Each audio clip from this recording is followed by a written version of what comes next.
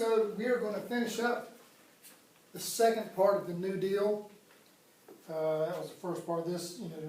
Do keep in mind there are two New Deals. This first one, which roughly goes with his first time in office, and then the second one is later on when he's reelected.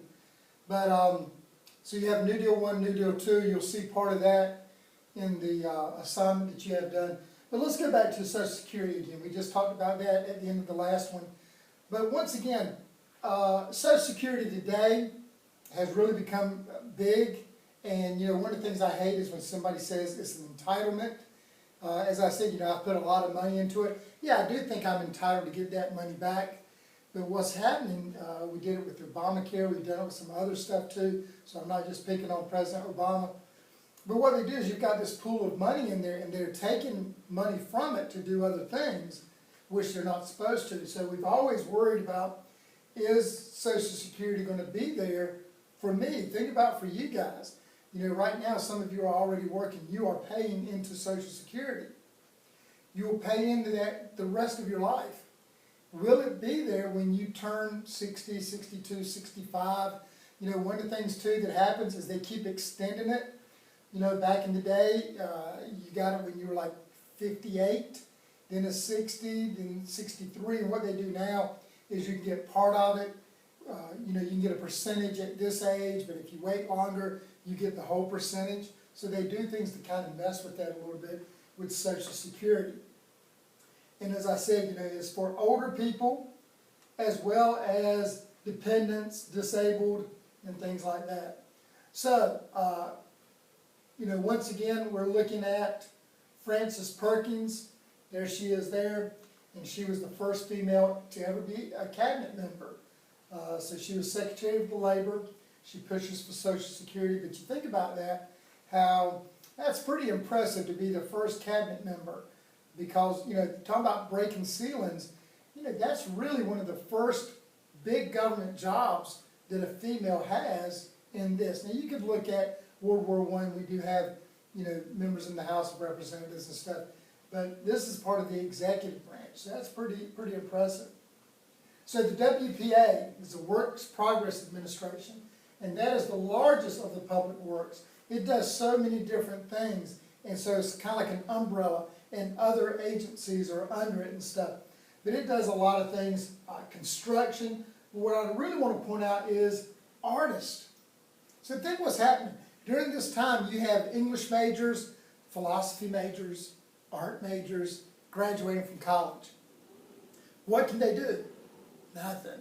I mean, there's just not jobs out there for these people at this time, and there's nothing for them to, they can't sit around and write a book for 3 years and get paid through a patron or something, okay?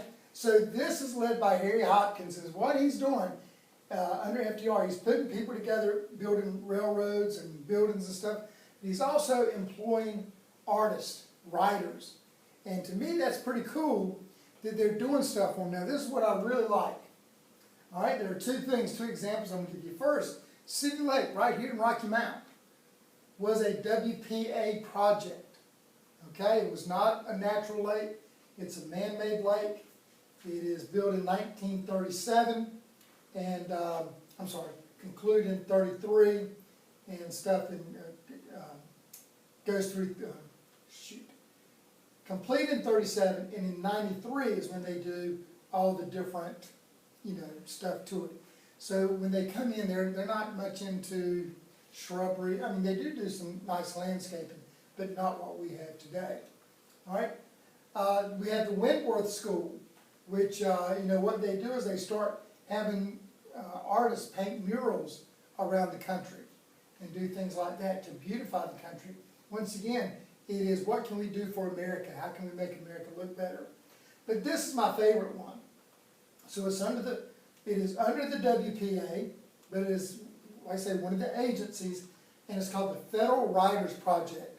So they got all these English majors, even philosophy people, I reckon, but mainly English majors.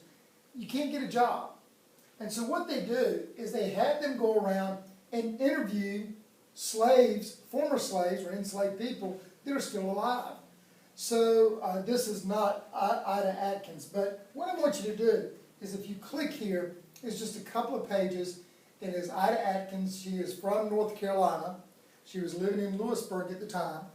And she, you know, all these people now, you know, you're talking 1930s. So of course they were like between 7 and 12 years old when slavery was taking place. But yet they're giving it from a first-hand perspective and from a slave perspective. And so if you Google North Carolina slave narratives, it is like 400 and some narratives. And I do that all the time. If you have Kindle, it's one of the free ones you can get. And so when I go somewhere, I will just read one of the slave narratives while I'm there.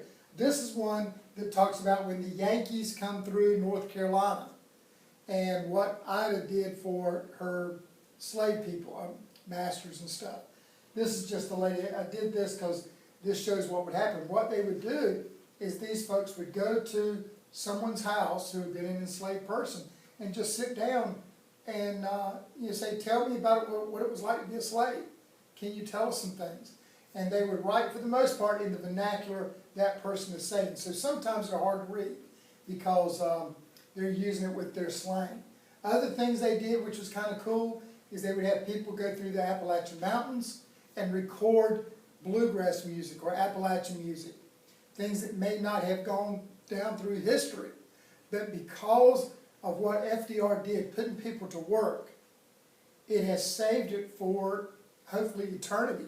You know, think about all the slave narratives we have now because of what took place here. Before this, there were very few books written from the slave's point of view.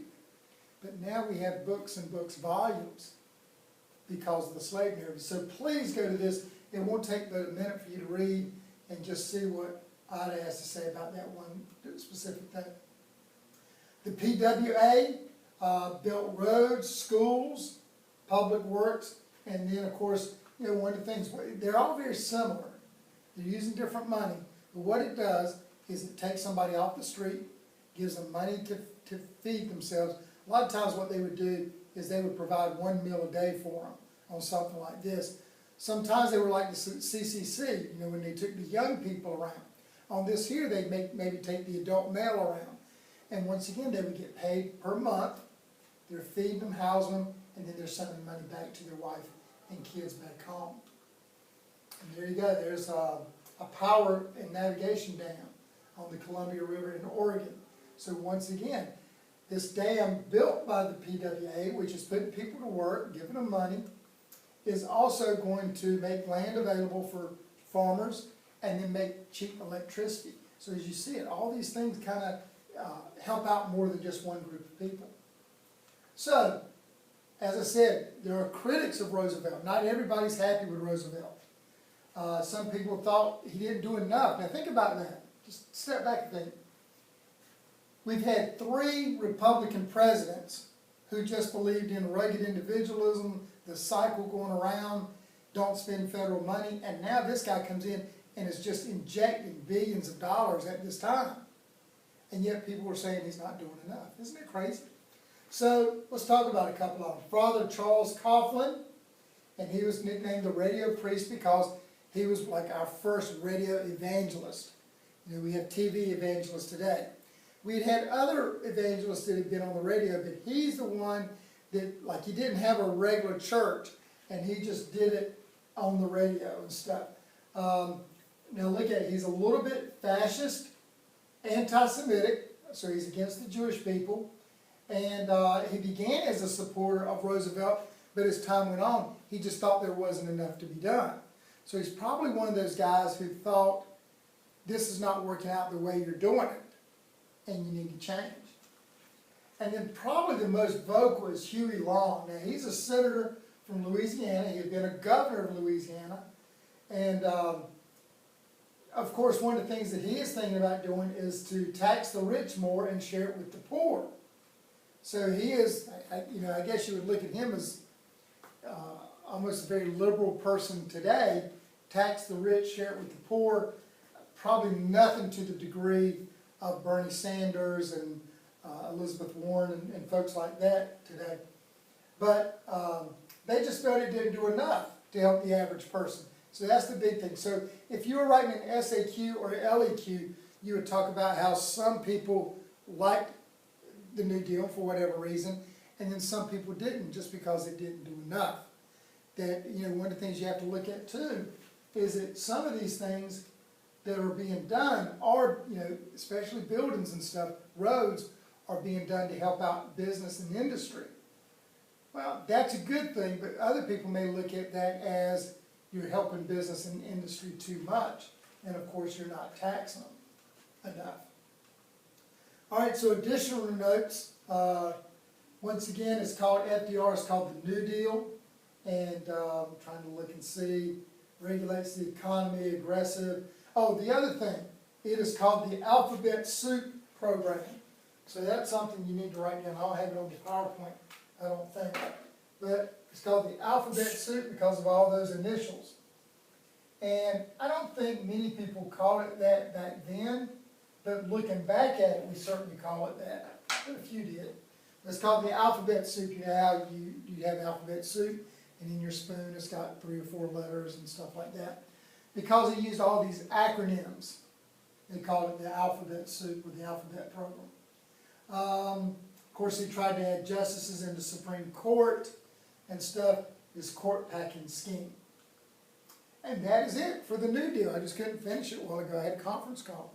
But now we are finished with the New Deal, and then we'll go into how that plays into World War II.